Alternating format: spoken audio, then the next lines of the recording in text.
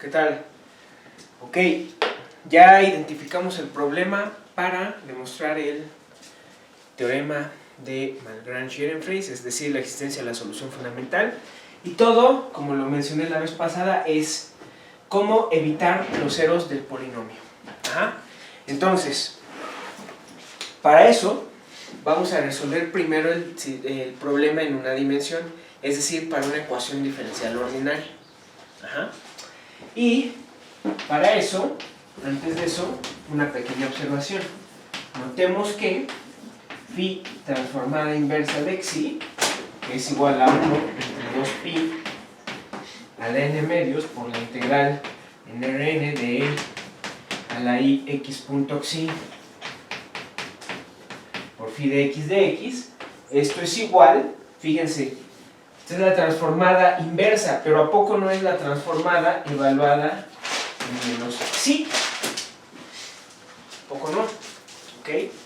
¿Por qué escribo esto? Bueno, recuérdense que la solución fundamental que encontramos para el caso de la lección pasada quedaba en términos de la integral, la transformada inversa sobre el polinomio. Ok.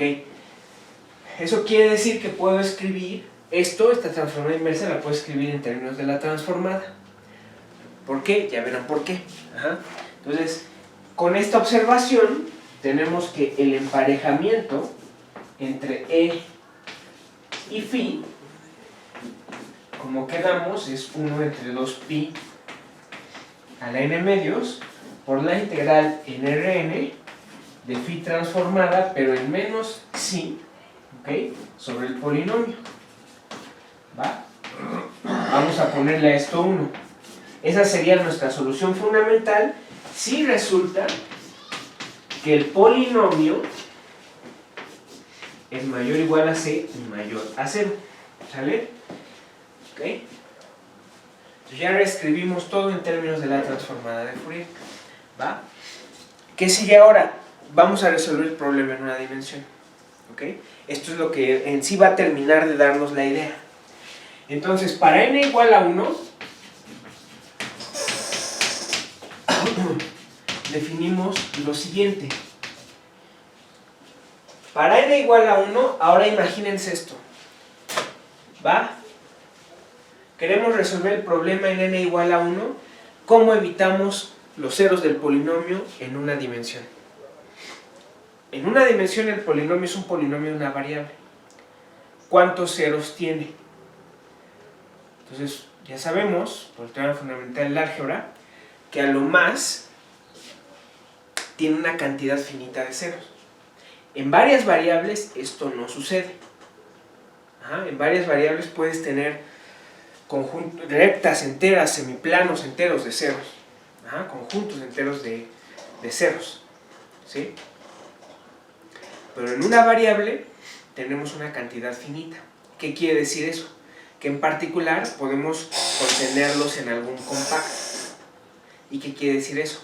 Que en particular, si tú trasladas, digamos, el polinomio, la evaluación del polinomio, la trasladas suficiente, tú puedes evitar la integración sobre ese compacto. ¿Ok? Eso es lo que vamos a hacer. Entonces, para n igual a 1, vamos a definir e con phi como 1 entre 2pi a la 1 medio, estamos en una dimensión, la integral de menos infinito a infinito de phi transformada en menos xi menos i tau sobre p en xi más i tau respecto de xi. Y esto va a ser, según mis notas, es 4. Escribí algo muy... lo escribí así muy simple, muy fácil.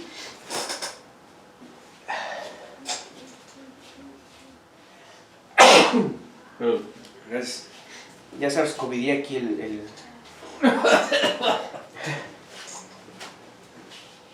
Perdón.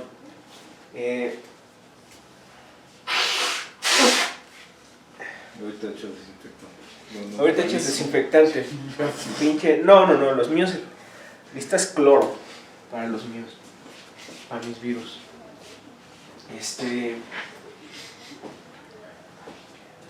Le escribí muy hacia lo... sin mucho cuidado, ¿eh?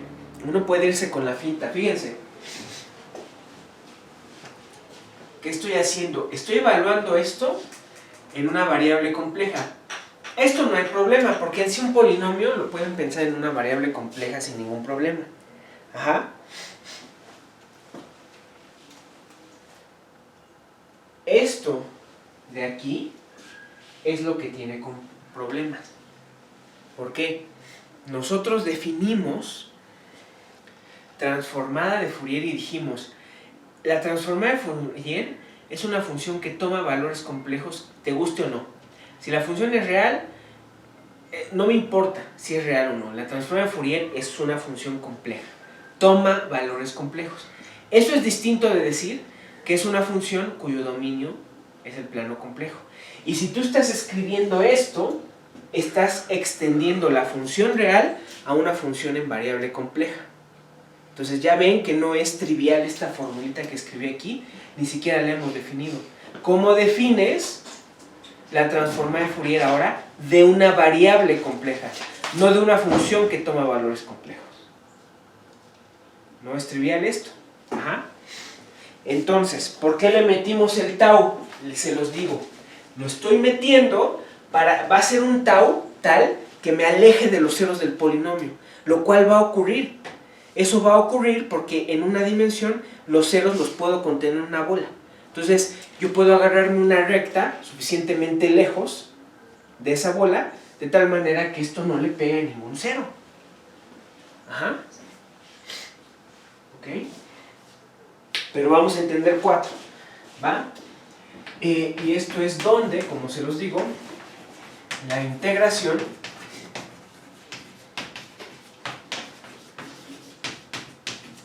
se lleva a cabo sobre cualquier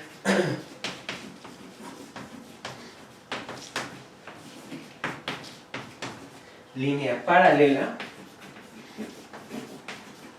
al eje real, ¿ok? Que no pasa,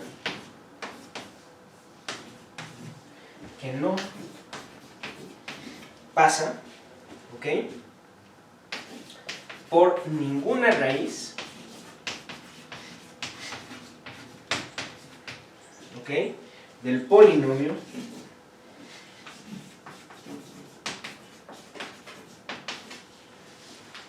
P de Z, ahora pensado con variable compleja. Ajá. ¿Ok? ¿Y dónde? ¿Sale? Vamos a dejarlo aquí un momento. ¿Sí? Entonces, otra vez. Esto ocurre porque estamos en una variable. Ajá. Y ahora, ¿y dónde?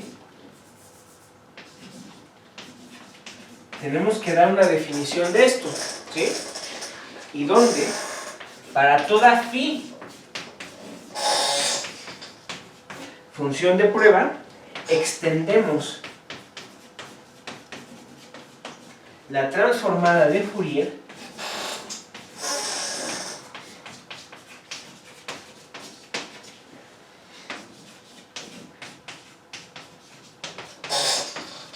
de phi de Rn, ¿ok? A todo Cn. En este caso, bueno, ya sé que estamos en una variable, o sea, lo vamos a hacer en general. Ajá. Vamos a extender, vamos a ponerle n, la voy a extender de una vez. ¿Sí? O sea, la vamos a extender de R, estamos en una variable, a todo C. ¿Ok? La extendemos como sigue. Extendemos la transformada de Fourier de phi de Rn a Cn de la siguiente manera.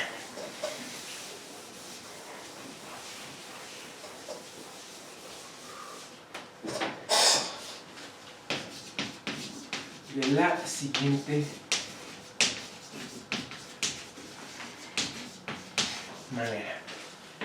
Phi transformada de una función de variable compleja es exactamente 1 entre 2pi a la 1/2, lo pueden hacer en general, o sea, en n dimensiones, de menos infinito a infinito, de e a la menos i z.x por phi de x de x. ¿Sí? Mucho ojo, mucho cuidado. Uno me puede decir, no hiciste nada. Aquí también, es lo mismo acá. Si estás integrando en una variable compleja, ¿qué significa esto? Eso es una integral de línea en el plano complejo. Lo mismo acá. No es trivial lo que estoy haciendo. Me pueden decir, ay, definiste lo mismo. Ajá, pero vean dónde estoy integrando. Estás integrando en una integral, estás haciendo una integral de línea. Ajá. Y además, fíjense, estoy diciendo que esto es válido para toda phi, función de prueba. ¿Por qué no la defines en general para cualquier otra función? ¿Por qué tiene que estar phi en las funciones de prueba? Ah, por la siguiente propiedad. De entrada, esto es 5, y aquí z es xi1 más i xi2. Notemos que e a la menos i por z punto x, esto pues es igual a e a la xi2 menos i por xi1, ajá, o sea, multiplicando esto por menos i por x, ajá, pero esto es igual a e a la xi2x por e a la menos i xi1x, ajá. ¿Esto qué quiere decir? Que entonces el módulo de e a la menos i z.x es menor o igual que e a la xi2 por x. ¿Sí? Bien, por lo tanto, la definición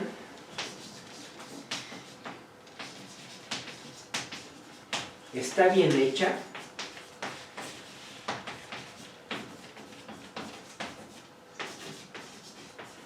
para funciones de prueba phi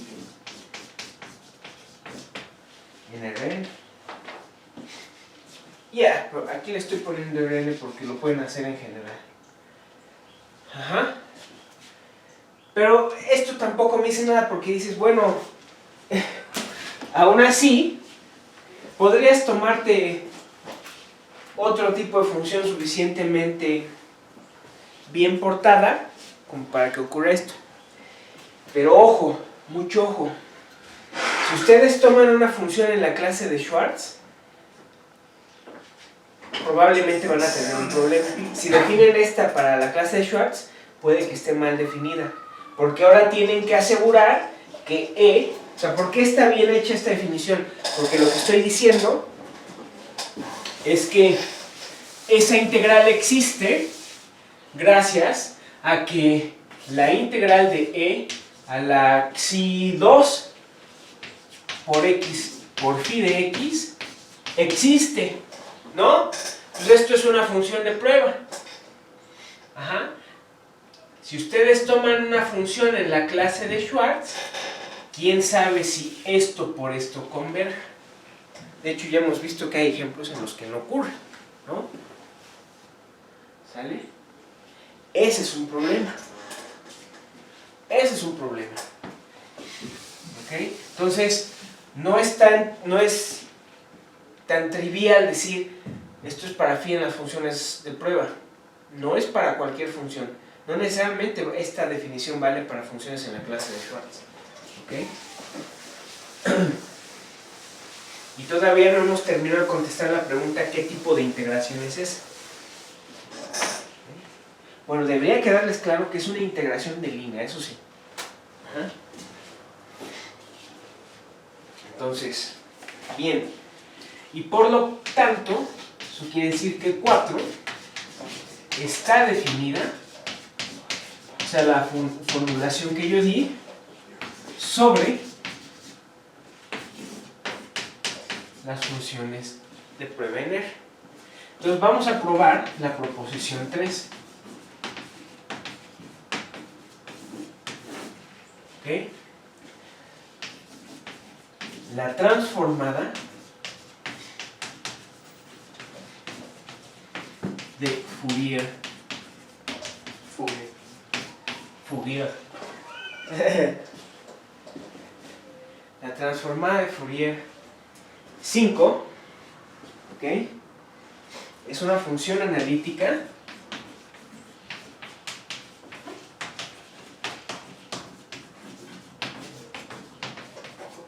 para toda phi función de prueba. ¿Ok? Otra vez, ¿por qué necesito esto? Para realmente entender esta integración. Ajá. Realmente para entender eso.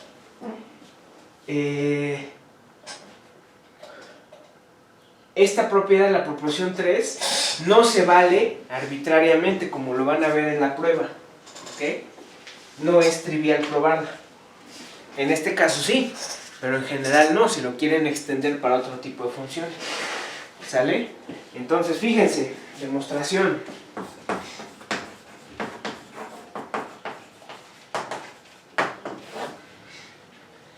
Como de entrada, acuérdense, ¿qué tengo que hacer? Para probar que esto es una función analítica, ¿qué hay que hacer? Ya lo saben, ¿no? Estamos hablando de funciones de variable compleja. Hay que probar que eso tiene una expansión en serie de Taylor. ¿Ok? Entonces fíjense, como el soporte de la función phi está contenido en algún abierto, menos AA, para algún A mayor a 0, entonces tengo que phi transformada de Z, pues es la integral de menos A a de E a la menos I xz por phi de X de X. Ahora, esto sí es una función analítica.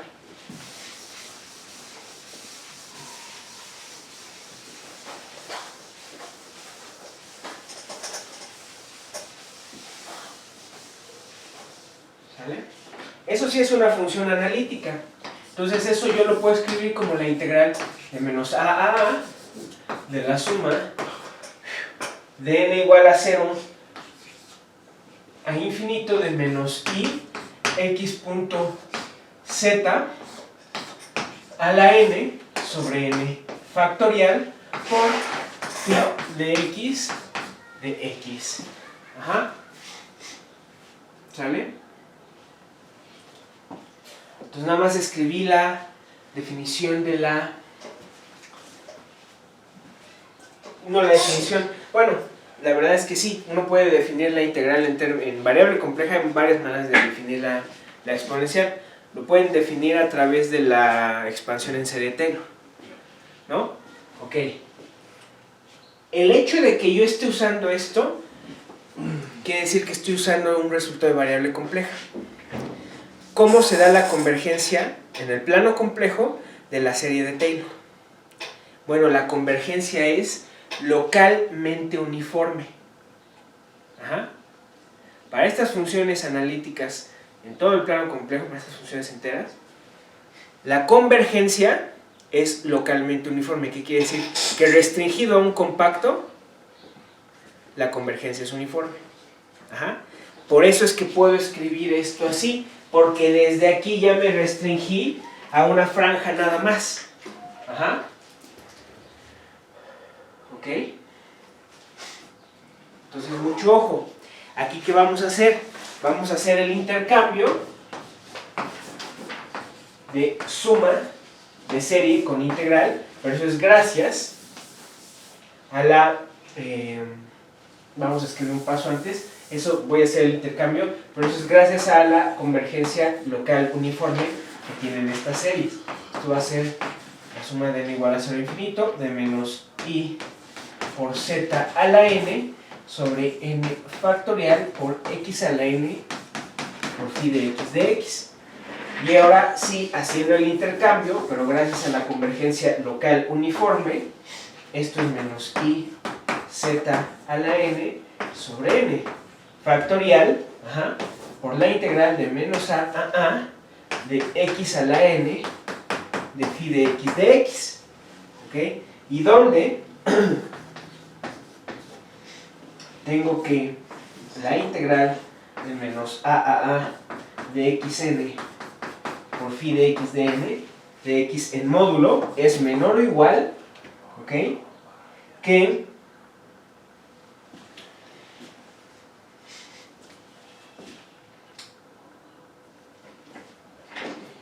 el supremo a ver, ¿cómo domino esto?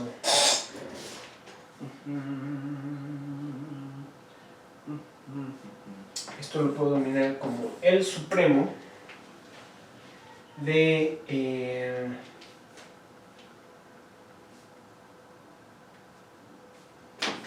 el módulo de phi, ¿ok?, por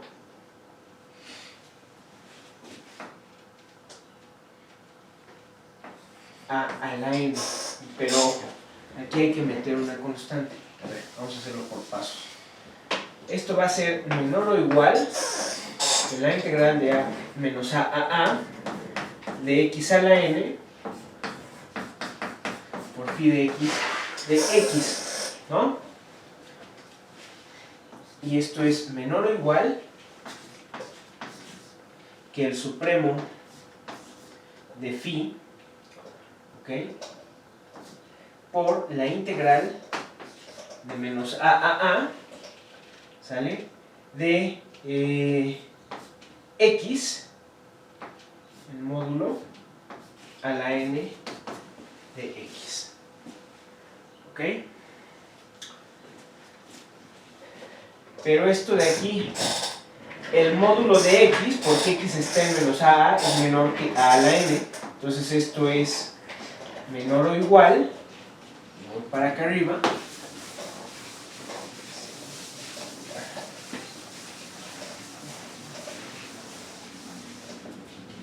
eso va a ser menor o igual que el máximo valor que toma este módulo aquí, que es a la n, por la longitud del intervalo. Entonces esto es menor o igual que el supremo de phi por a la n por la longitud del intervalo, que es 2a, ¿sale? Entonces le ponemos 2a a la n más 1, ¿ok? Pero ¿cuál es el punto? Es que esto es finito. ¿Qué quiere decir esto? Que esto de aquí es una constante. Para cada n, esto es una constante finita, ¿ok? Por lo tanto, phi de z se escribe como la suma de n igual a 0 a infinito de constantes Cn por menos I z a la n sobre n factorial, ¿ok? ¿Y eso qué quiere decir? Que por lo tanto la phi es analítica, ¿ok? ¿Sale? Bien.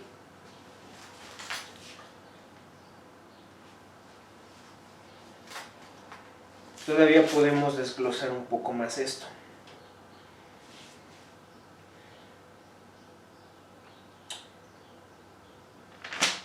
Sí, pero los voy a dejar picados. ¿Ok? Los voy a dejar picados. Entonces,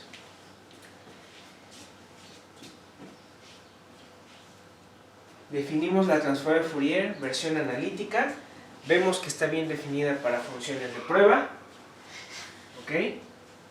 Y lo que vamos a ver ahora es que realmente esa integración que yo puse, esa traslación con tau, tomando tau suficientemente grande, es suficiente para asegurar que eso que yo escribí está bien definido, evita los ceros del polinomio y más aún es la solución al problema de la al problema planteado, a la existencia de la solución fundamental, ¿sale?